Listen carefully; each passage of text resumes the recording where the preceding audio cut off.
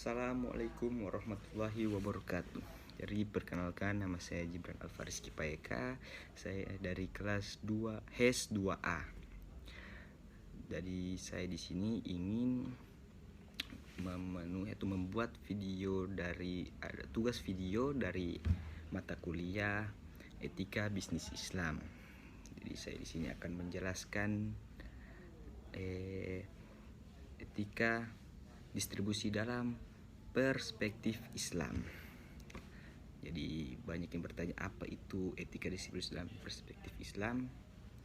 Jadi saya langsung saja tanpa berlama-lama memperkenalkan diri saya. Jadi distribusi merupakan kegiatan penyampaian produk sampai ke tangan si pemakai atau konsumen pada waktu yang tepat. Contoh, di saluran distribusi sangat diperlukan karena produsen menghasilkan produk dengan memberikan kegunaan bentuk bagi konsumen setelah sampai ke tangannya.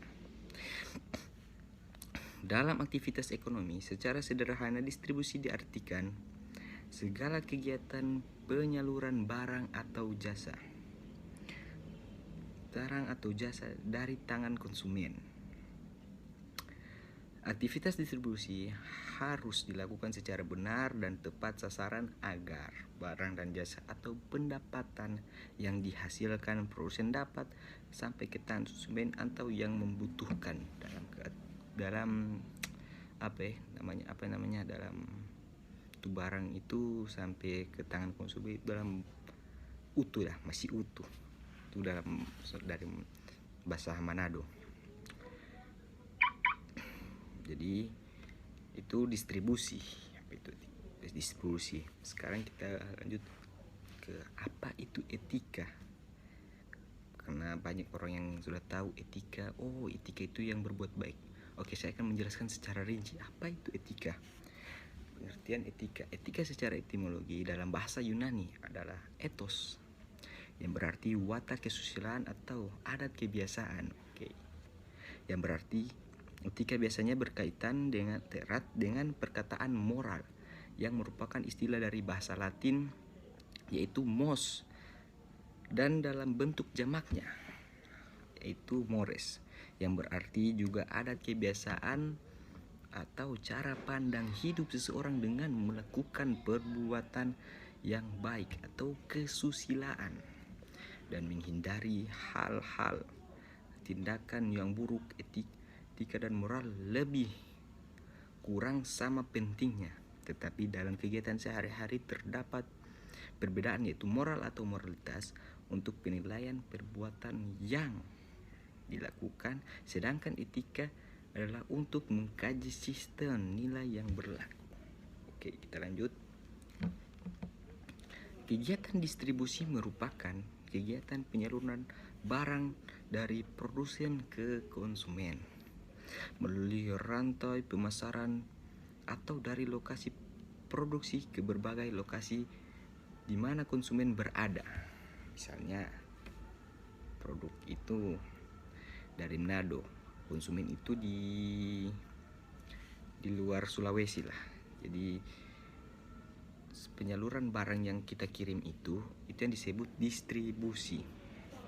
Dalam distribusi meliputi dua aspek, yaitu penentuan institusi yang akan melakukan kegiatan mendistribusikan barang, pedagang besar atau wholesaler atau pedagang eceran retailer, dan agen pemasaran atau agent, dan penentuan cara penyimpanan atau pengundangan, dan adat-adat dan alat-alat pengangkutan yang akan mendistribusikan seperti truk dan lain sebagainya, pesawat dan lain sebagainya, barang dari pabrik perusahaan ke institusi yang membantu memasarkan barang kepada para konsumen. Islam sangat mendukung pertukaran barang dan menganggapnya produktif, dan mendukung para pedagang yang berjalan di muka bumi mencari sebagian dari karunia Allah dan memperbolehkan orang memiliki modal untuk berdagang. Dalam surat An-Nisa ayat 29 di situ menjelaskan bahwa orang itu boleh berdagang, tapi jangan secara batil dan orang itu harus saling ridho gitu, intinya begitu. Jadi ada beberapa prinsip-prinsip pertukaran barang atau mendistribusikan barang. Yang pertama itu larang ikhtiar, yang kedua mencari keuntungan yang wajar, yang ketiga distribusi yang meluas, yang keempat keadilan sosial. Jadi intinya terakhir ini adalah etika distribusi dalam ekonomi Islam adalah norma-norma atau kaidah etik proses penyimpanan dan penyaluran produk kepada pelanggan berdasarkan prinsip-prinsip Islami. Intinya yang yaitu mencari keuntungan yang wajar, mendistribusi yang meluas, keadilan sosial dan larangan ikhtiar. Oleh karena itu, dengan kita menggunakan prinsip dalam etika distribusi ekonomi Islam agar tidak terjadinya kesenjangan sosial terhadap masyarakat. Jadi itulah tadi saya telah menjelaskan tentang etika distribusi dalam pandangan Islam. Jadi saya akan melanjutkan ke pembahasan kedua atau pembahasan selanjutnya mengenai etika kerja dalam perspektif Islam. Jadi seperti apa itu etika kerja dari setiap pekerjaan atau setiap hal yang kita lakukan di dunia pasti membutuhkan etika. Jadi etika itu sangat diperlukan dalam hidup karena mengandung nilai dan prinsip yang dianut dalam masyarakat. Etika merupakan seperangkat praktik moral yang membedakan antara hal yang benar dan hal yang salah. Jadi saya telah menjelaskan apa itu etika dari secara bahasa, etimologi dan lain-lain. Kita langsung saja tentang apa sih etika yang dalam etika kerja atau urgensi etika kerja Islam. Oke, perhatian akan etika kerja dapat dikatakan terjadi karena fakta bahwa etika kerja bukanlah sebuah bakat dalam diri seseorang, tetapi merupakan sebuah sikap dan secara khusus merupakan prinsip yang dipegang dan dipercayai yang tercermin pada sikap kerja individu dan berhubungan erat dengan komitmen moral dan keterlibatan individu satu dan yang lainnya. Konsep etika kerja Islam berasal dari Al-Quran dan Al-Hadis. Islam mengajarkan bahwa kerja keras dan dapat menyebabkan dosa terampuni dan tidak ada yang lebih baik. Kerja saja dalam Islam itu dapat bermanfaat, yaitu dapat diampuni dosa, menyebabkan dosa terampuni. Etika kerja Islam merupakan sebuah orientasi yang membentuk dan mempengaruhi keterlibatan dan partisipasi pengikutnya di lingkungan kerja. Etika kerja Islam dibangun melalui 4 konsep dasar yaitu usaha, kompetisi, transparansi, dan tanggung jawab moral. Usaha dianggap sebagai bahan dasar dalam melayani diri sendiri dan orang lain. Setiap individu harus berkompetisi secara adil dan jujur, serta bekerja dengan niat yang baik. Perdagangan dan transaksi harus terjadi dalam lingkungan yang saling terbuka dan terpercaya. Oleh karena itu, transparansi merupakan tanggung jawab moral.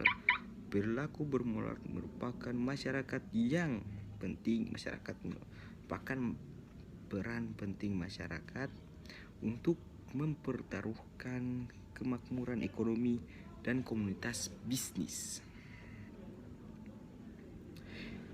Integritas Muslim adalah bentuk ekspresi dari Islamic Ummah. Aktivitas yang dilakukan tidak boleh merugikan dan tidak bermanfaat bagi sesama muslim.